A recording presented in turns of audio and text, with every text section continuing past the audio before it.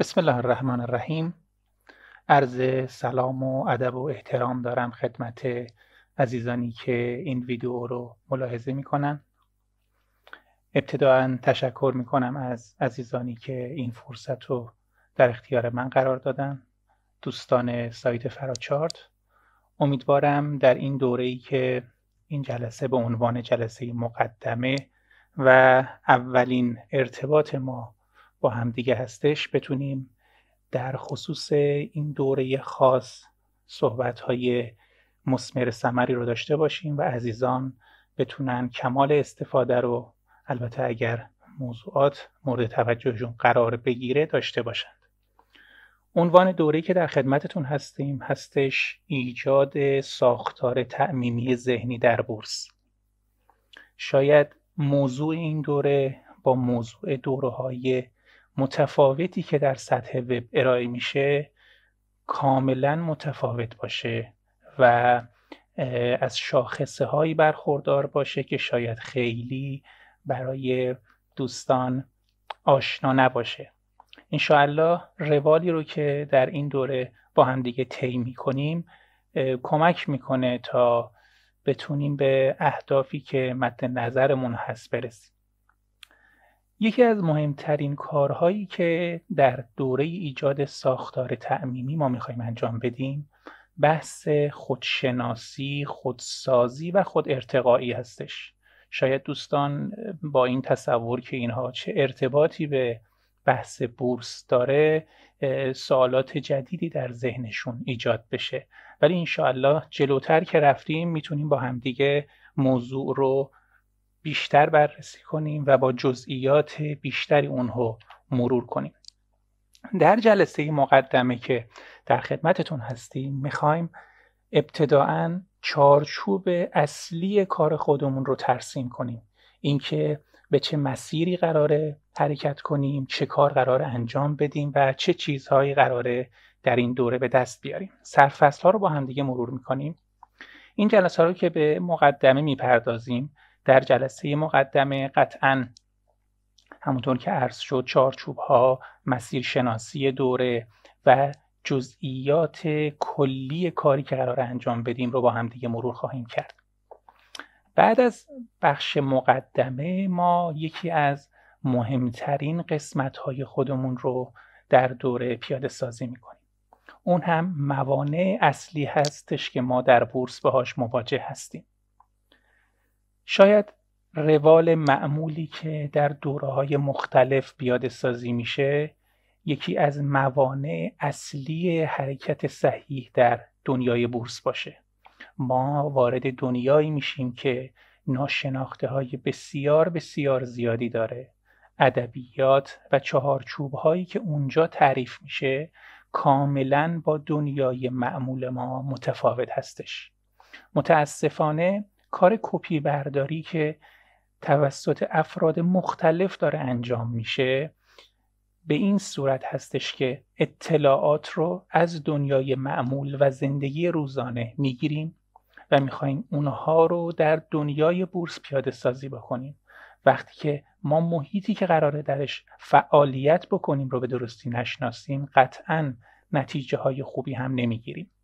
لذا این بخش تناقض‌های بورسی که به بررسی تفاوت‌های شاخص و کلیدی این دوتا دنیا میپردازه فکر میکنم به عنوان اولین قدم و مؤثرترین حرکت ابتدایی برای دوره مثمر ثمر باشه.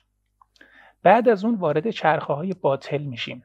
ما ناخواسته در مسیر بورس در حلقه هایی گرفتار میشیم که خودمون هم متوجه نیستیم که وارد چه آب راکدی شدیم و فقط داریم شبیه حرکت در باتلاق دست و پا میزنیم. متاسفانه بخشی از افرادی که در فضای وب فعالیت میکنن شاید خودشون هم ناخواسته چه در بخش آموزش، چه در بخش تحلیلگری و چه در دنیای معامله‌گری وارد مقوله هایی میشن که تکرار مکررات اجباری و غیر مؤثر هست که ناخواسته در واقع واردش میشن و خیلی هم هستن که این مسیر رو اصلا هدایت میکنند. این رو سعی میکنیم در بخش چرخه‌های باطل که حالا یه بخشیش عمدی هستش و یه بخش غیر عمدی با همدیگه مرور کنیم که متوجه بشیم کجای کارمون امکان داره به مشکلات خاصی بخوره که اصلا خودمون متوجه نباشیم که داریم چه کار انجام میدیم. بخش بعدی کار ما باز تعریف ویژگی‌ها و تعاریف کلیدی هستش. خیلی از تعاریفی که در دنیای روزمره انجام میشه، مثل موفقیت، مثل حرکت، مثل شهود، مثل الهام و خیلی از ویژگی‌های دیگه، زمانی که وارد دنیای بورس میشه شکل و شمایل دیگری به خودش میگیره. مفاهیمی همچون حد ضرر، حد سود و پرافیتی که حالا در بخش‌های مختلف میخوایم تعریف بکنیم، اینها همه دونه به دونه در دنیای معمول شکل و شمایلی داره که وقتی که میخوایم اون رو قابل استفاده در دنیای بورس بکنیم باید در این واژگان یه تغییراتی رو بدیم که بتونیم انشاءالله در دنیای جدیدی که واردش میشیم بهتر بتونیم فعالیت بکنیم. نکته بعدی شناسایی و بکارگیری ابزاری مؤثر جهت تسریع در حرکت هستش. یعنی ما مسیر خودمون رو پیدا کردیم، حالا داریم به سمت مسیر حرکت میکنیم، حالا میخوایم که یه ابزاری در دسترسمون باشه که بتونیم اگر سرعت حرکتمون 4 هست 5 کنیم، اگر 10 هست 20 کنیم و یا اگر در یک جایی قرار داریم که نیاز به برگشت به عقب و یا تغییرات ساختاری داریم، با این تسریع در حرکت هم میتونیم سرعت روند رو به رشدمون رو افزایش بدیم. و در قسمت انتهایی هم بحث هدف گذاری ما هستش و برنامه‌ریزی نهایی که به چه صورت در این مسیر قرار بگیریم و حرکت کنیم. کاری که ما در قسمت مقدمه میخوایم انجام بدیم، ابتدای کار من مسیر معامله‌گری خودم رو به صورت خیلی کلی توضیح میدم. قطعاً این مسیری هستش که خیلی از دوستانی که سالها در بازار معامله‌گری فعالیت کردند در کش و قوس اون قرار گرفتند. حالا برخی از افراد به گونه‌ای دیگه و برخی دیگه به شکل و شمایل متفاوت، ولی معمولاً ساختار حرکت کردن و افت و خیزها شبیه همین چیزی هست که با هم دیگه می‌بینیم.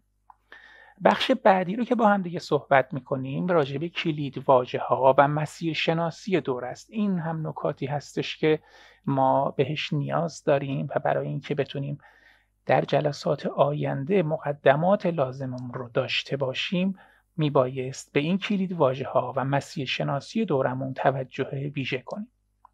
جملات کلیدی داریم که در حرکت ازش استفاده میکنیم و در ابتدا باید با چند تا علامت سوال این جملات رو با هم دیگه مرور کنیم و بعد از اون وارد مقدمات بحث میشیم. سوالی رو مطرح میکنیم به عنوان اولین سوالی که در دوره مطرح میشه و این سوال یک سوال کلیدی هست در کنار بقیه سوالاتی که انشاءالله به بحث و بررسی اونها خواهیم پرداخت.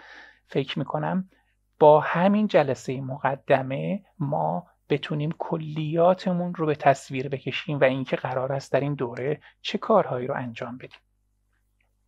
در ابتدا مسیر معامله‌گری خودم رو با هم دیگه مرور میکنیم. من این رو به 4 قسمت تقسیم کردم. با تغییر رنگ سعی کردم این تفاوت‌ها آشکار بشه. ورود افراد به دنیای بورس شکل‌های مختلفی داره. شاید تهییج افرادی که قبل از ما وارد شدند، شاید دوستانی که سودهای خوبی در این بازار به دست آوردن و حالا روش‌های دیگه که معمولاً ورود به این بازار یک ورود هیجانی هستش رو ما معمولاً داریم. شکلی که من وارد بازار بورس شدم از سایت‌های هایپ بوده. دوستان نمیدونم اطلاعات دارن راجع به سایت‌های هایپ.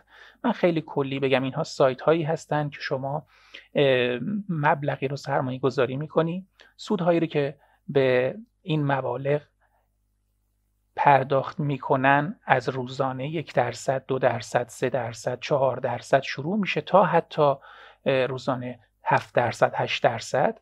ولی این سایت ها یه مدت زمان محدودی فعالیت میکنن و بعد سایت در واقع جمع میشه. حالا استراتژی دارن که بحث ما نیست، فقط چون میخواستم مسیر معامله گری خودم رو توضیح بدم خدمتون عرض کردم که به این شکل بود. وقتی که من با ادمین های این سایت ها مکاتبه میکردم متوجه شدم که همشون یا اکثرشون، حالا نگم همشون، در بازار بورس جهانی خصوصا فارکس کارهای مختلفی رو انجام میدادن و میگفتن ما این سودها رو از اونجا به دست میاریم.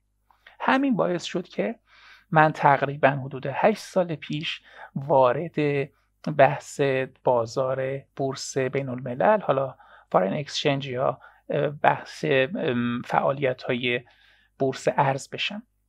خب ابتدای کار همه میدونن که ما به دنبال پیدا کردن آسونترین مسیر حرکت هستیم. برای اینکه بتونیم آسونترین مسیر رو دنبال بکنیم قطعاً نصب اون پلتفرم معاملاتی که میدونین که ابتداً متاترید 4 بود، البته از اون موقعی که من شروع کردم قبل از اون اطلاع ندارم، و سایت هایی مثل آلپاری بود. اون موقع استعدادشون خیلی کم بود، بروکرایی که میشد باشون کار کنیم و با اونها شروع کردم کار کردم.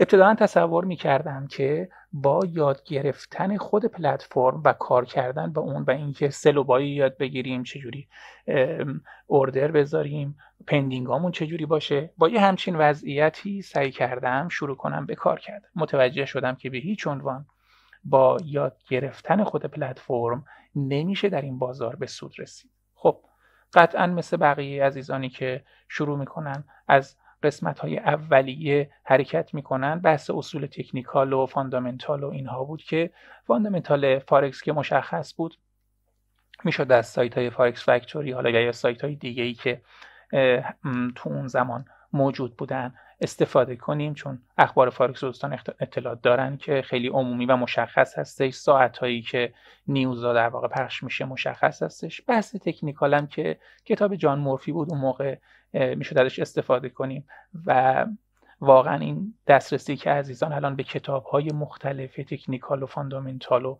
روانشناسی بازار دارن به هیچ عنوان در اون زمان وجود نداشت. ما برای خرید هر ای بوک باید با حالا پول‌های الکترونیک، ای گولد و پیپل و بقیه چیزها تلاش می‌کردیم تا بالاخره میتونستیم یه جزوه خیلی کوچیک رو به دست بیاریم.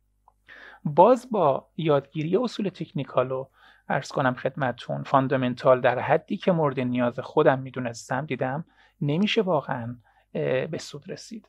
سعی کردم با روش‌هایی کار کنم که اونها اصول تکنیکال و فاندامنتال رو با هم دیگه ترکیب میکردن. یعنی زمانی که اخبار بود به یه گونه معامله میکردن، زمانی که اخبار مهم در بازار اتفاق نمیافتاد وارد بحث‌های تکنیکال میشدن. این روش که روش ترکیبی بود هم متاسفانه نتونست به کار من بیاد.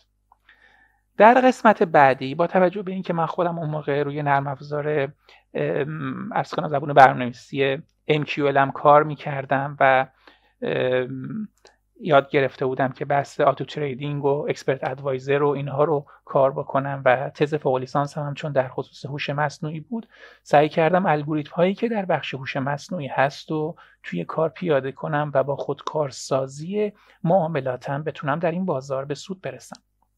متاسفانه این مسیر هم به جواب نرسید و با وجودی که من از روش‌های قوی هوش مصنوعی که حالا فیدبک می‌گرفتن، حالا دوستانی که توی این زمینه کار کردن قطعاً اطلاعاتش رو دارن، خیلی وارد جزئیات نمیخوام بشم، فقط میخوام دوستان رو در حال و هوای مسیر حرکت طولانی خودم قرار بدم.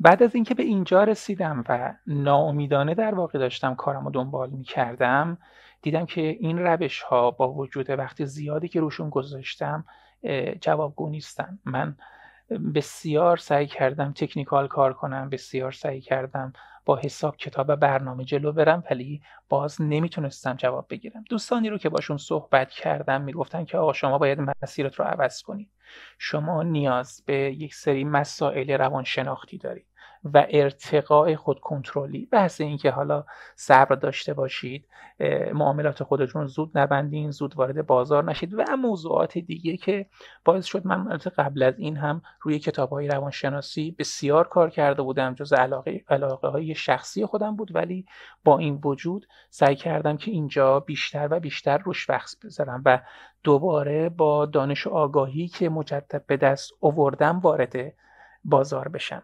ولی از اونجایی که این پارامترها رو واقعا نمیدونستم که چجوری میشه استفاده کرد و چجوری اینها رو میشه با تکنیکال و فاندامنتال و روش‌های مکانیزه سازی معاملات ازشون ترکیبی استفاده کرد، باعث شد که من به عدم موفقیت در این بازار برسم و مدت 2 سال کلن از بازار برم بیرون و قسم بخورم که دیگه وارد این بازار نشم.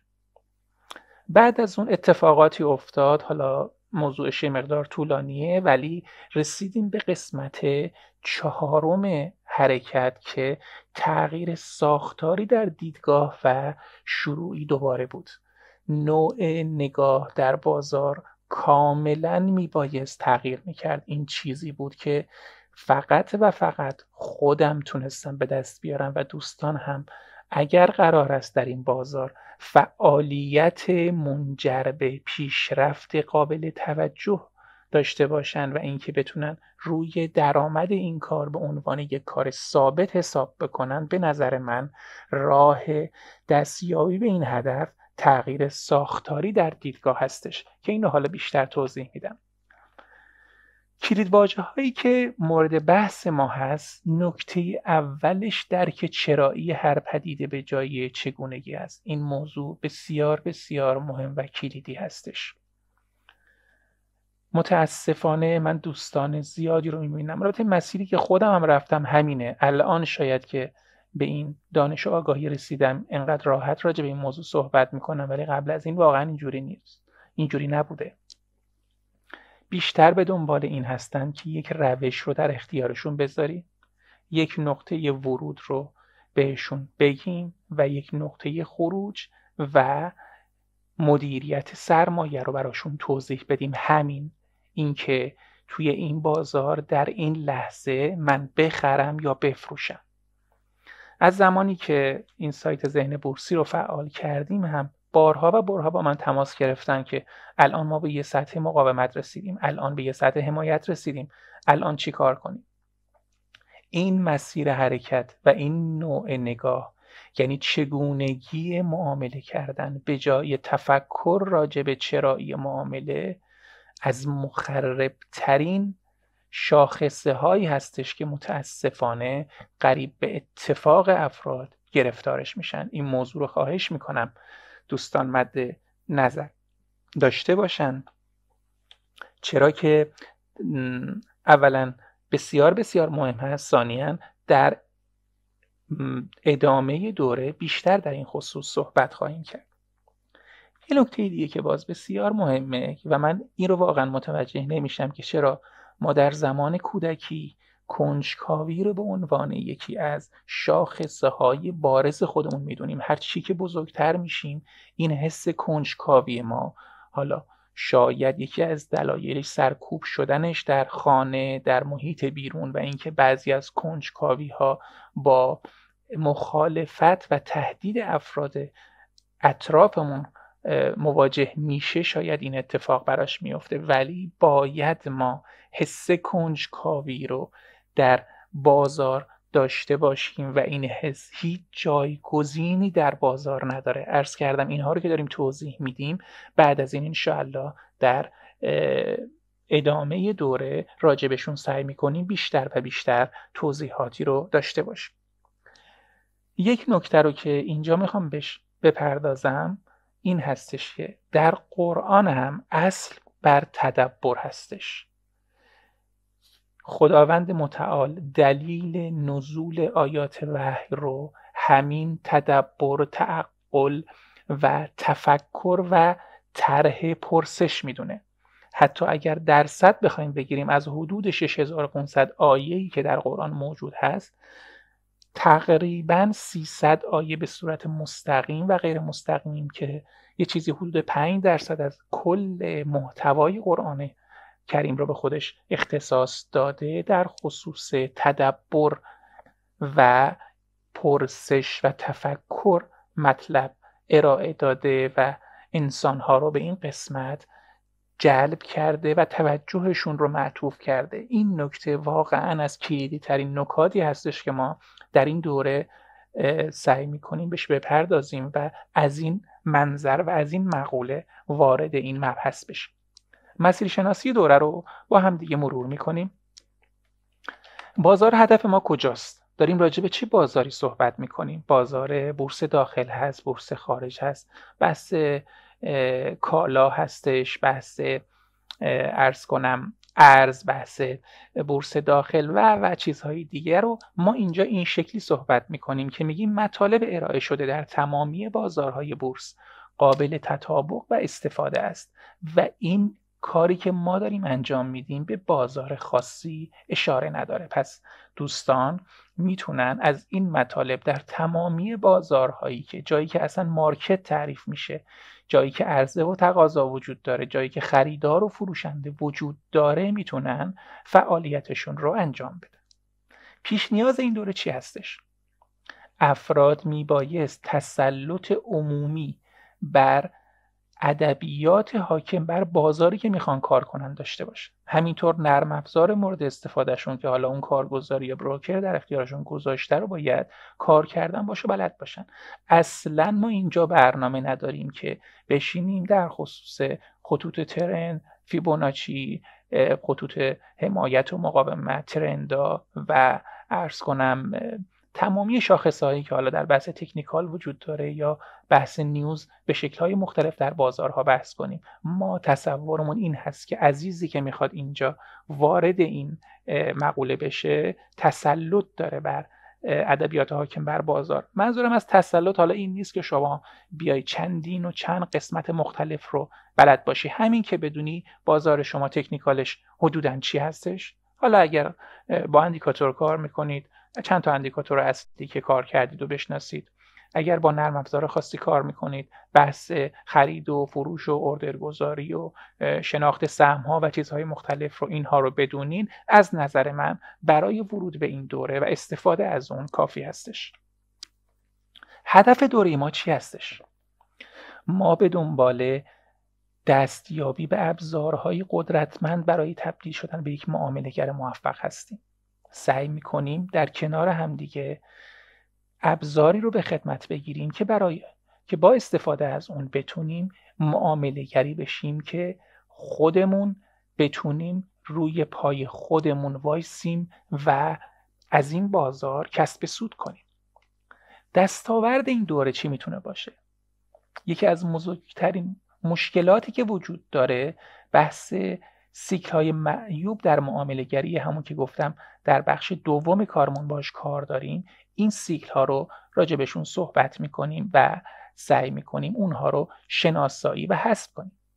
نکته بعدی که باز در قسمت فهرست صحبت کردیم راجبش، دسترسی به ابزاری هدفمند برای سنجش عملکرد هستش که بدونیم در حال حاضر ما در کجا قرار داریم. این کار بسیار سختی هست، خصوصا در بازاری که پویایی بالایی داره.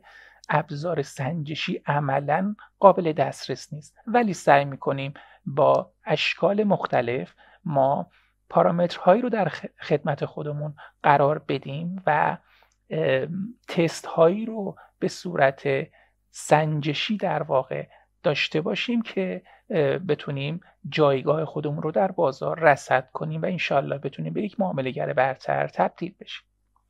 عمق و محتوای دوره، این نکته بسیار مهمه. مفاهیم در این دوره به صورت مجزا و جزئی از پازلی است که برای تکمیل آن باید تا انتها منتظر موند.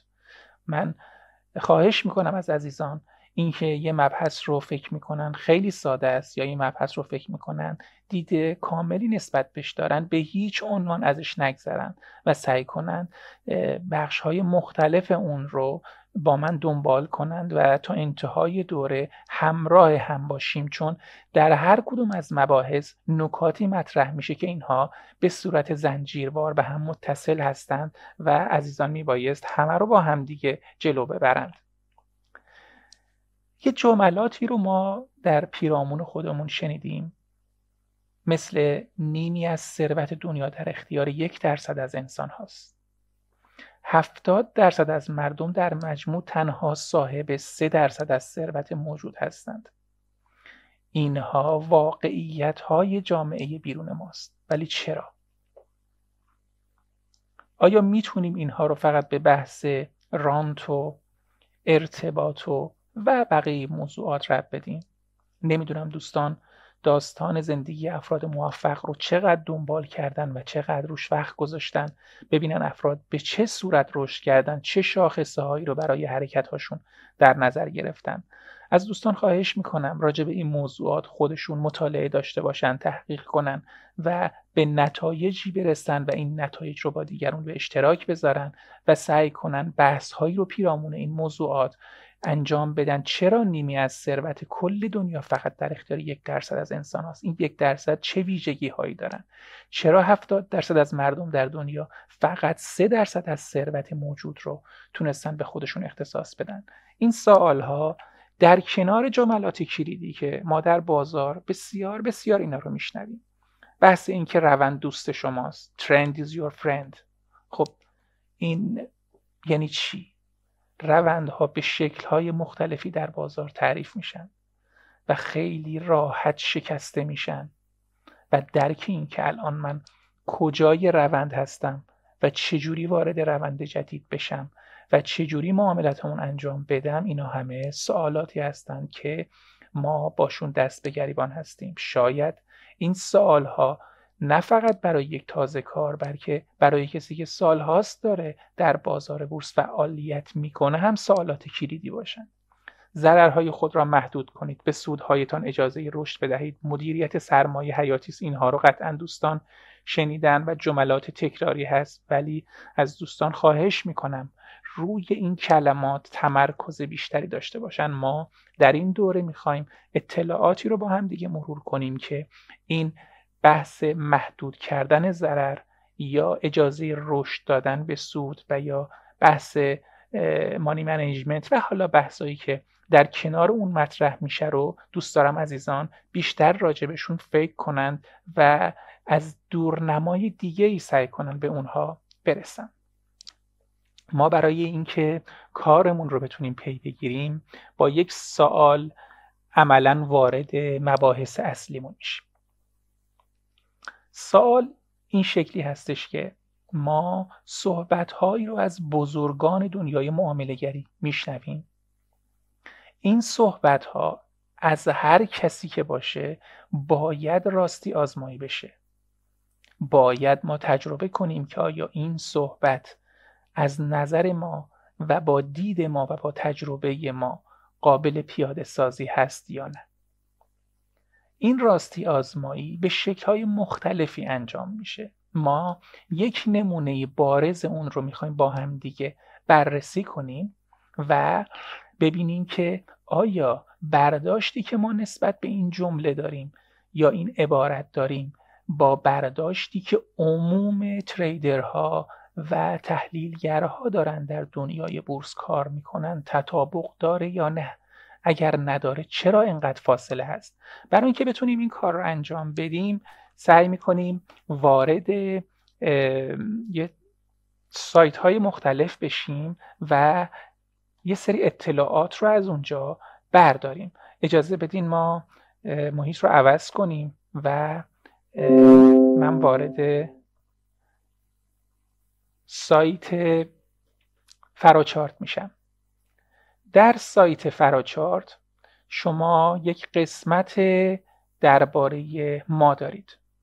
در این قسمت ببینید نام فراچارت رو به این شکل نوشته. انتخاب نام فراچارت دقیقاً به هدف وبسایت ما اشاره دارد، یعنی فراتر از چارت. در اصل می‌خواهیم بگوییم فرای چارت نیز مسائل و مواردی هست که یک معامله‌گر حرفه‌ای باید بداند. اگر غیر از این بود اکنون تکنیکالیست ها و چارتیست ها ثروتمندترین افراد کشور بودند. در اینجا نکته‌ای رو بهش اشاره کرده و اون هم این هستش که صرفاً کار کردن روی چارت و فعالیت بر روی اعداد و دیدن ظاهر اونها و محاسبات نمیتونه برای ما اثر بخش باشه. باز این رو ادامه میدیم، میریم سراغ این جمله کلیدی. میخوایم راجع به این صحبت کنیم با هم دیگه. در سایت فراچارت این شکلی قید شده که به قول آقای مارک داگلاس به عنوان کسی که بیش از 20 سال در بازار مالی فعالیت داشته، موفقیت در تجارت 80% روانی و تنها 20% به روش‌های معامله‌گری اهم از تکنیکال و فاندامنتال بستگی دارد. او میگوید شما میتوانید با یک دانش متوسط در تحلیلگری در صورتی که کنترل روحی و روانی خود را از دست ندهید در بازار سود کنید.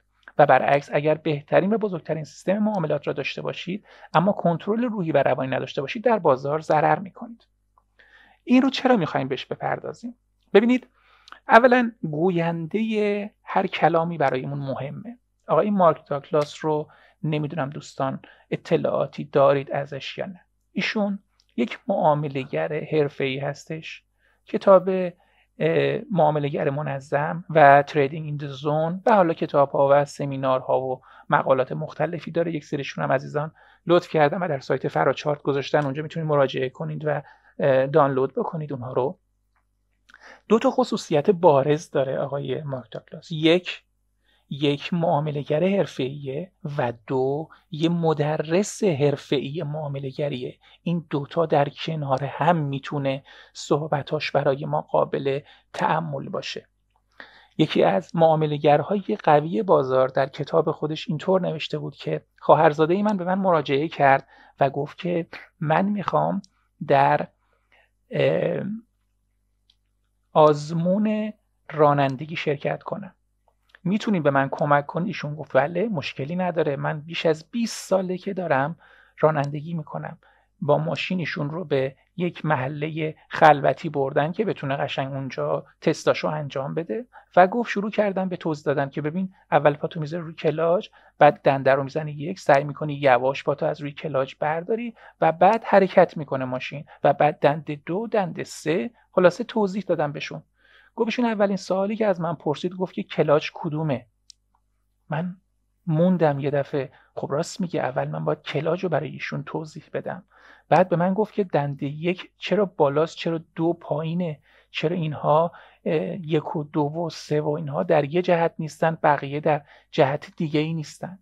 و سوالات دیگه ای از من پرسید که من متوجه شدم که فرایند آموزش کلاً متفاوت هستش از فرایند عرض کنم خدمتتون معامله گری و یا حالا تو هر کاری که ما میخوایم توش فعالیت داشته باشیم و یا درش اطلاعات خاصی رو بخوایم به دست بیاریم. بنابراین شخصی همانند مارک داگلاس در حرفه خودش میتونه حرفاش برای ما مفاهیم قابل قبولی داشته باشه. این رو گفتم. حالا برمیگردیم ببینیم میتونیم از این چه استفاده‌ای بکنیم. پس جمع‌بندیش اینجا اینه که آقای مارک داگلاس گفته 80% کار تریدری روانیه و 20%ش در واقع به تکنیکال و فاندامنتال باید پرداخته بشه. جدولی رو اینجا من آماده کردم. در این جدول چندین پارامتر داریم. یک، آموزش تحلیل تکنیکال. ما میخوایم این کیورد ها رو با هم دیگه بررسی کنیم. آقای مارک داگلاس نسبت پیشنهادیش اینجوریه که آموزش تحلیل تکنیکال و آموزش تحلیل فاندامنتال و حالا بخشای دیگه مثل تحلیل پرایس اکشن و بخشای دیگه که باز اینا البته حجم سرچشون در دنیای نت کم هستش، من سعی کردم 2 تا کلید واژه اساسی رو بردارم اینجا بذارم. ایشون نظرشون این هست که آموزش تحلیل تکنیکال و تحلیل فاندامنتال روی هم میبایست 20% از سرچ ما یا گشتن ما توی اینترنت یا جستجوی ما برای رسیدن به هدف رو دنبال بکنه و بخش روانشناسی بازار ما میبایست حدود 80% از اصل کار ما باشه. ما برای اینکه بیایم این وضعیت رو در بازار رصد بکنیم میتونیم یک مروری رو روی ابزارهایی که در فضای نت موجود هست داشته باشیم. مقدار عرضه و مقدار تقاضا. مقدار تقاضا یعنی چی؟ ما میتونیم سرچ کنیم ببینیم کلمه آموزش تحلیل تکنیکال، کلمه تحلیل فاندامنتال و کلمه روانشناسی بازار، اینها در فضای نت به چه صورت استفاده شده، چند نفر از افراد رفتن این کلمات رو مرور کردن. این کار رو میتونیم با استفاده از ابزار کیورد پلنر، اجازه بدیم بریم توی قسمت کیورد پلنر گوگل اینجا ببینیم این الان بالا میاد که بتونیم استفاده کنیم ازش.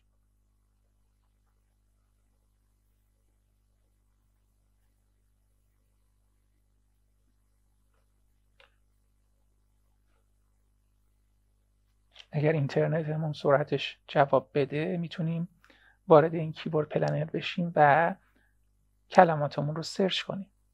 خب اجازه بدین من کلمه آموزش تحلیل تکنیکال رو سرچ کنم. این مقدار اینو بازتر کنم. اینها رو باید تغییر بدیم، لوکیشنمون رو، زبانمون رو هم باید تغییر بدیم به فارسی.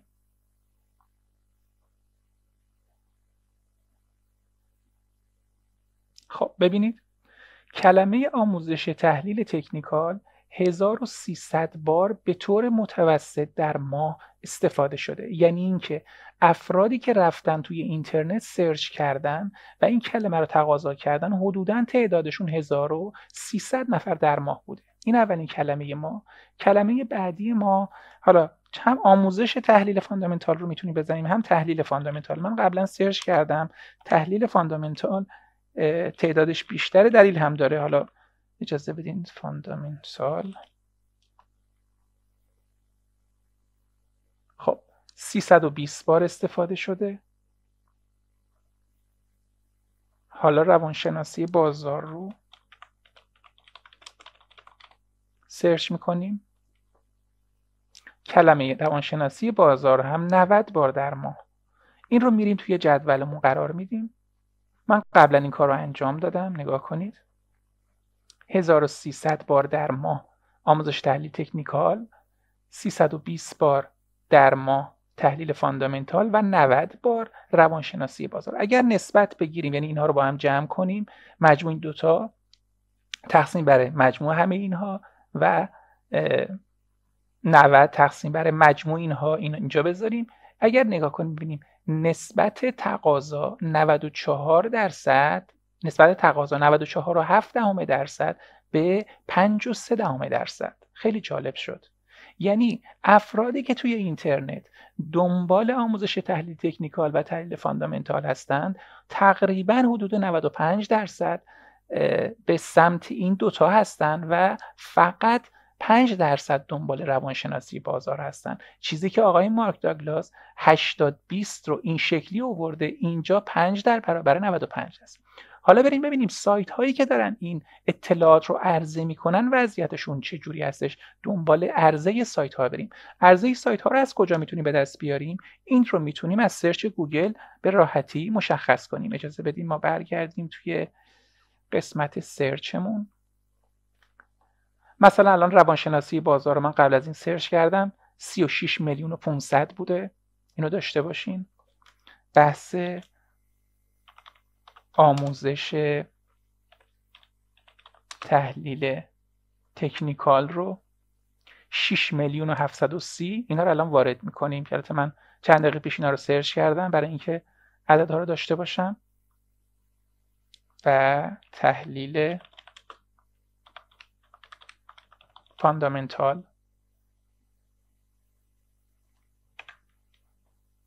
502 میلیون بار این ارائه شده. حالا میتونه پیج باشه، میتونه عرض کنم ویدیو باشه، میتونه نیوز باشه یا هر چیز دیگه. اینها سایت هایی هستن که میتونن این اطلاعات رو به ما نشون بدن. ما برمیگردیم اطلاعات رو اینجا وارد میکنیم. چون نسبت رو کار داریم، صفرای بیشترش رو نمیذاریم. این رو با 6730، اینم با 502 میلیون که حالا با 502,000 در واقع نشونش دادیم. چون عرض کردم می‌خوایم نسبت اینها رو به دست بیاریم، خیلی برامون عددش مهم نیست، از هر کدومشون 3 تا صفر زدیم. این هم شده عرض کنم 36,500,000. اینها رو باز اگر نسبت بگیریم، بحث نسبت‌های عرضه رو اینجا قرار بدیم. باز 93% تولید کننده محتوای این دو بخش هست و حدود 7% تولید کننده محتوای روانشناسی است. اگر بین نسبت تقاضا و عرضه متوسط گیری بکنیم یه چیزی حدود 94 در برابر 6%، چیزی که آقای مارک داگلاس اون رو 20 در برابر 80 قرار داده. این یک سوال بسیار بزرگه. چرا این اتفاق میفته؟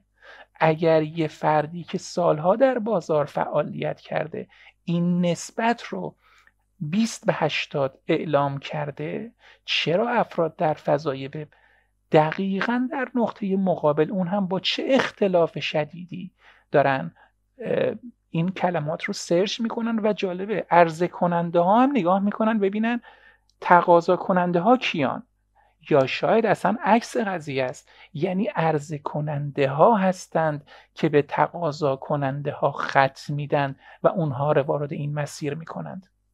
اینها سوالاتی هستش که ما این رو به عنوان اولین سوال مطرح میکنیم. شاید 2 تا 3 جلسه ما باید به این بپردازیم که این مسیر غلط و این روش نادرستی که افراد در پیش گرفتن در بحث معامله گری چرا داره به این شکل و شمایل دنبال میشه. و متاسفانه هر روز هم داره به این درصدها به همین شکل ادامه میدن افراد و نوع نگاهشون به بازار دقیقاً در مسیری هست که به هیچ عنوان نمیتونه اونها رو در جهت هدف نهایی که همون پیروزی در دنیای بورس هستش و رسیدن به سود هستش راهنمایی کنه. در قسمت انتها یه توضیح رو من فقط راجع به این دوره بدم. محتوای این دوره رو ما فشرده سازی کردیم. سعی کردم اطلاعاتی رو که در دوره جامع هست به صورت خلاصه ولی با قابلیت پیاده سازی اونها ارائه بدم. دلیلش هم این هستش که این دوره برای افرادی تدارکیده شده که وارد بازار بورس شدن و کارهایی رو انجام دادن و در حال حاضر مشکلاتی دارند. این مشکلات اصلاً ربطی به مشکلات نوع تحلیل اونها یا نوع نگاهشون به روش‌های مختلف معامله گری نداره، ربط به نوع دید و نگاه اونها به بازار داره.